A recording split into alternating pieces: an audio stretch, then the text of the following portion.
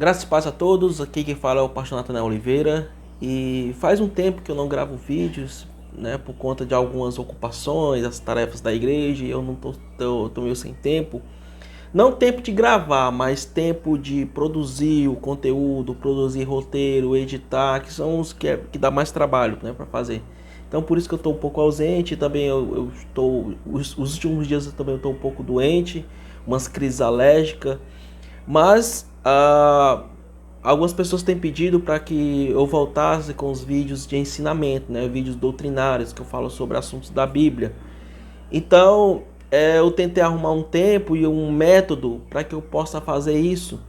E eu fiz o seguinte, eu postei no Instagram, no meu Instagram, uma caixa de perguntas para que vocês mandassem perguntas de algum assunto que vocês quisessem que eu falasse, né, aqui.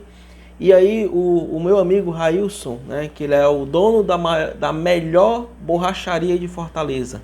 Vou deixar aqui o Instagram dele. E ele mandou a seguinte pergunta.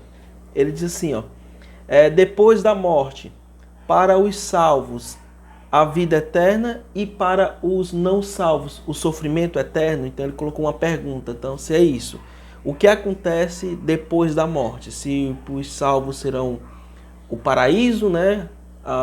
E os que não foram salvos serão um sofrimento eterno já no momento do partir da morte. Então tem uma doutrina na teologia que fala sobre a alma, né? A doutrina da alma, o ensinamento sobre da alma, que é um assunto bem complexo, não é tão simples, é bem complexo. E um dos temas dessa doutrina é sobre o destino da alma, o que acontece após a morte com a alma. E a vertente que é mais aceita no meio dos teólogos, inclusive eu acredito nessa vertente, é que no momento em que a pessoa morre, ela vai seguir o seu destino, né? Então a palavra do Senhor fala que após a morte segue o juízo. Então, no momento que a pessoa morre, ela vai para o seu destino, ou seja, o paraíso, o descanso eterno, ou seja, o sofrimento eterno. Base bíblica para isso: Jesus ele conta uma história, né, que para pessoas que são contrárias a essa vertente vão dizer que é uma parábola, né, do rico e Lázaro. Mas eu acredito que é uma história real.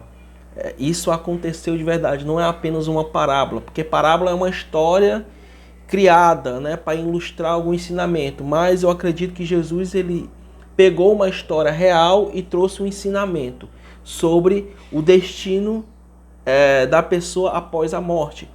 E ele conta a história do rico e Lázaro. Por que eu acredito que é uma história real? Porque segundo as narrativas bíblicas, no costume judeu, no costume daquela época, os judeus, quando eles vão contar uma história e eles citam nome de pessoas, ou citam nome de cidades, ou citam referências, épocas, né, um período de acontecimento, então é uma tentativa de veracidade aquela história, de deixar aquela história real, autêntica, que realmente aconteceu de verdade, entendeu? Então, você observa que em todas as parábolas de Jesus ele não cita cidade, não cita nome de pessoas, não cita nada. Mas essa história de rico e Lázaro, ele cita o nome de uma pessoa, ele cita um mendigo chamado Lázaro e um rico. E também ele em nenhum momento ele diz que ali é uma parábola. Em nenhum momento ele fala, vou contar uma parábola. Não, ele simplesmente conta a história. Então, eu acredito que essa é uma história real que aconteceu de verdade. E Jesus, como é filho de Deus, ele tem todo o conhecimento e ele complementou a história de algo que o povo não sabia. Essa tentativa de colocar uma referência é exatamente para histórias conhecidas, que a cultura oral, que é passada de pai para filho, que é ensinado, eles talvez já tinham ouvido essa história, mas Jesus ele complementou com algo que aconteceu após a morte deles. Então Jesus ele conta que o rico ele foi para o tormento eterno, foi arder no fogo. Já o Lázaro ele foi para o seio de Abraão, que era uma expressão daquela época do paraíso, né? Que é o seio de Abraão, o descanso.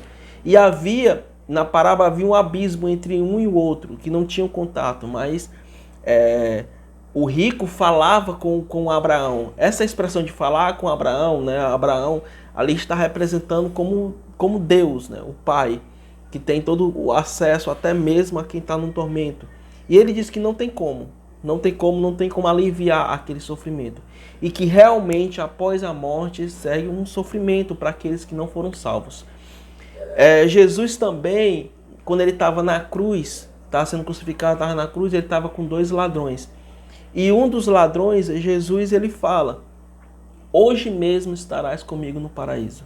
Então, naquele momento em que ele morrer, as pessoas que são de outras vertentes vão tentar manipular esse texto e dizer assim, ó, eis que eu te digo hoje, aí vírgula, estarás comigo no paraíso, né? Se baseado porque os textos naquela época não tinham vírgula nem nada. Mas não faz sentido Jesus dizer assim, ó, eu te digo hoje.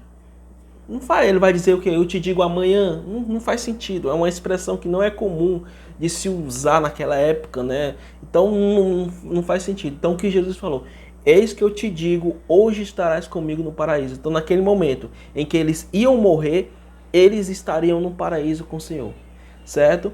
Então eu sei que a população, a sociedade, Satanás com suas mentiras tentam implantar nas pessoas de que o sofrimento eterno não existe, Deus não seria tão mal assim, e criam essas coisas. Mas saiba que Jesus, ele falou mais do inferno, da condenação eterna, do que do paraíso, do que do céu. Por quê? Porque Jesus, ele se preocupou muito mais com as pessoas que estariam se perdendo. Então é um alerta muito grande que a Bíblia deixa a respeito da condenação eterna. Então isso é real. Satanás tenta mascarar, dizer que isso não é verdade, isso não vai acontecer. E muitos estão indo para o inferno por conta disso.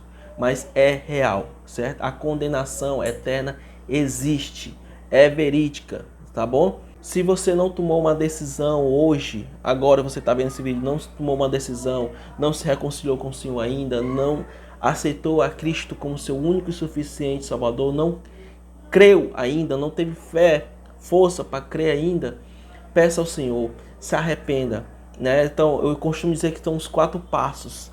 Primeiro você reconhecer que é um pecador, né? Porque me comentaram para mim aqui nessa postagem, dizendo assim, as pessoas não merecem isso, né? Mas na verdade, o entendimento é que todos nós merecemos a condenação, porque todos nós somos pecadores. Então nós estamos em dívida com o Senhor. Então o único que nos justifica, que paga essa dívida, que nos justifica do nosso pecado, que nos livra dessa condenação, é Jesus Cristo, através da sua morte na cruz. Então ele que nos livra desse pecado, dessa condenação. Ele paga o preço por nós. Mas para isso nós precisamos crer nesse sacrifício. Entender que nós somos pecadores, que merecemos sim a condenação. Crer que Cristo Jesus, o sacrifício dele é o suficiente para nos salvar. E aceitar esse sacrifício por nós, né? E ter fé nele. E acreditar que somos falhos e se arrepender de todos os nossos maus caminhos.